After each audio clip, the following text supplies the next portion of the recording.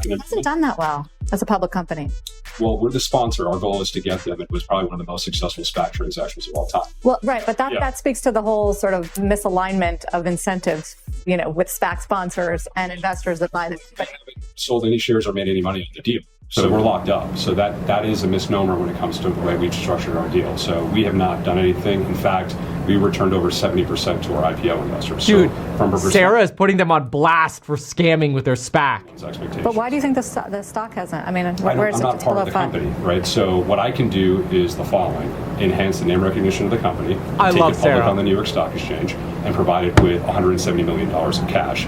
We did all three of those things, which is why whenever we do another SPAC, we're oversubscribed. So, and also I would say it's all relative. We did that when the SPAC product on the last two has been highly challenged, and yet we were still able to perform this way. So we had 0 redemptions with the grab and go one. Of course, because your insiders make money, but you scam retail who buys it when it goes freaking public. That's how a SPAC works. The insiders make bank. The suits and the friends of the Trump crime family. I shouldn't say that. I'm going to get so many unsubs. Anyway, the Trump family, they make money. Everybody else gets effed. And Sarah's looking out. Will also be oversubscribed. So again, you don't have to take my word for it.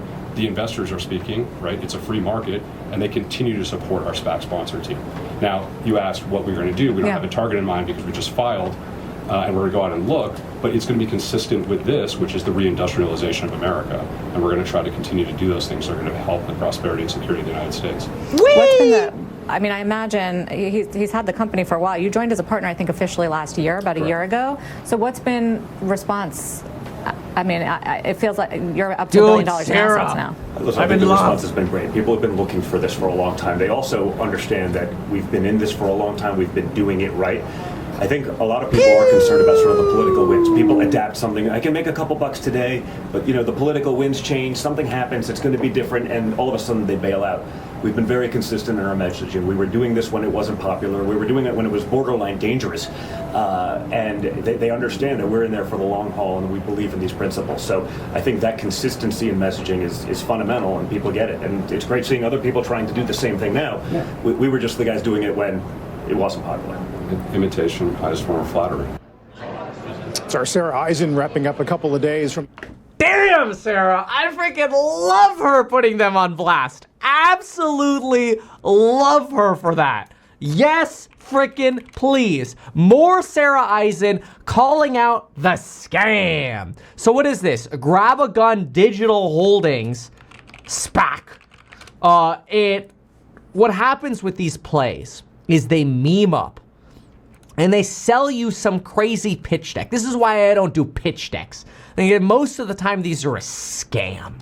The Second Amendment is in our blood. We believe that it's the American duty to help everyone. We discovered a gap. We no longer shop the way we used to, and retail firearms market needs to change.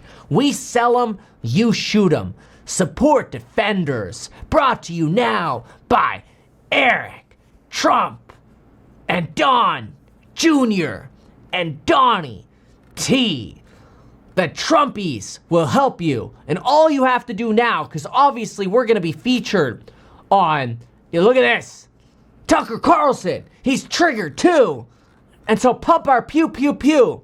And then what happens is these companies with, negative net changes in cash, mind you, they burn money like crazy. Because, before they're SPACs, that's all they do. They just pay their suits and their insiders. And then when they combine with companies, they usually combine with companies that lose money hand over fist. We'll give you a real example in just a moment. But these SPACs sit at $10. The insiders make a bag. And as soon as they meme pump it and all the circuit of the Trumpies going on all the TV shows ends, the insiders dump. They're the ones who get rich. And all the Americans who fell for it get left holding the bag. Just like alt. Remember when I made a video on this when it was $8? When Eric Trump goes on Fox News going, this is a great way to diversify to American crypto. I don't know why he sounds like his dad all of a sudden. But anyway, that's when you know it's the top. And I'm like, this sucker has a support line at $0 and it's going straight down. I said this when it was $8. Look at it now. $2.44. It is making its way to zero. Why? because Old Sigma is nothing more than exit liquidity for Donald Trump's World Liberty Financial Token. Oh, by the way, guess who happened to be partnering with the Saudis on $1 billion investment into the stablecoin for the World Liberty stablecoin? Oh, CZ. Oh, and guess who was just pardoned by Donald Trump? Oh, CZ gets pardoned. So the guy who literally pled guilty because he is documented as saying, oh, well, you know, we'll just ignore the North Korean and Iranian money laundering that's going on the Binance network. We'll just ignore that because we don't have any anti-money laundering procedures. We'll just ask for forgiveness later. Pleads guilty to being an anti-money laundering fraud, serves 3 to 4 months in jail, only to get pardoned by Donald Trump because now he's going to coordinate with the Saudis and prop up Donald Trump's World Liberty Financial Token, which is getting liquidity through Alt-5, which is getting promoted to Americans who watch Fox News and don't understand fundamental analysis. Instead, they listen to people like Don Jr. and yeah, this is a great opportunity to make long-term money. And it goes straight down.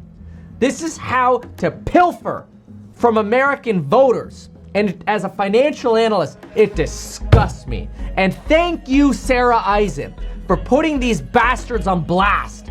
Because when you're stealing money from Americans, you're an asshole. Why not advertise these things that you told us here? I feel like nobody else knows about this. We'll try a little advertising and see how it goes. Congratulations, man. You have done so much. People love you. People look up to you. Kevin Paffrath there, financial analyst and YouTuber. Meet Kevin. Always great to get your take.